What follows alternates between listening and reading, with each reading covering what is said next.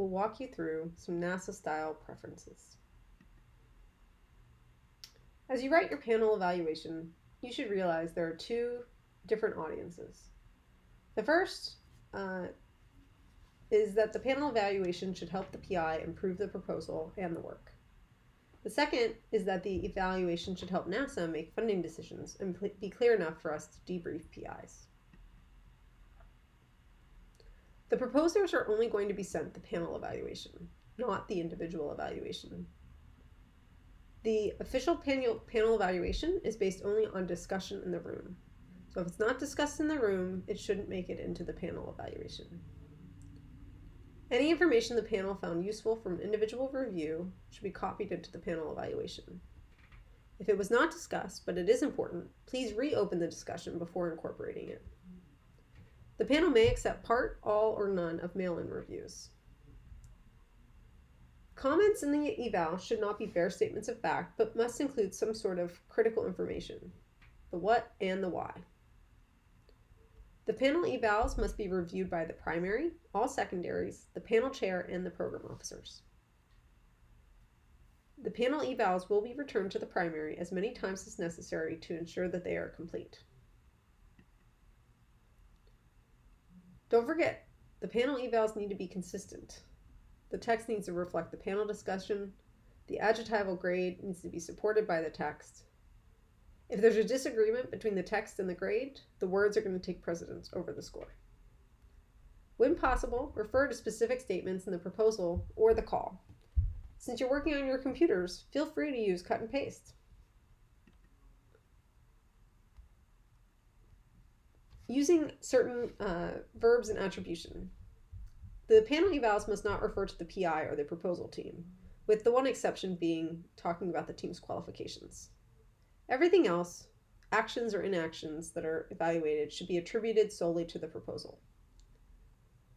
The panel should refer to the proposal in the past tense and the work effort in the future conditional as appropriate, with scientific statements of fact within an evaluation in the present tense.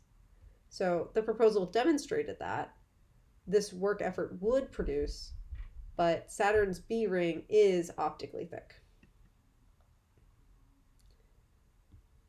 Panel evals should not refer to the panel review or use any opinion, feeling, or impression language that would lead to the question, to whom? For example, the panel was not convinced, it didn't seem likely that. These are things that we want you to avoid. We also don't want you to hand wring. Don't say things like the panel was concerned or there was a concern. Don't structure the review comments as suggestions. And please don't ever write that the proposal should be funded or use one of the words for the adjectival grades in your description. Normally our adjectival system includes words like excellent and good, but in this case we're using exceeding, meeting, and failing. It is appropriate and preferred to include citations as support for statements of fact that are beyond the level of fundamental textbook information. So feel free to use references as you see fit. In reviewing relevance, you just have to use a checkbox, but if you want to add any sort of additional comments, you can.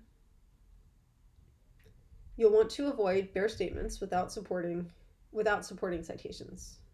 So the proposed method won't work, say, as shown in a particular reference. Instead, put the burden of proof on the proposal. The proposal did not adequately demonstrate that the proposed method would work. And please don't include questions in your findings. Proposers sometimes think that answering them will secure their funding.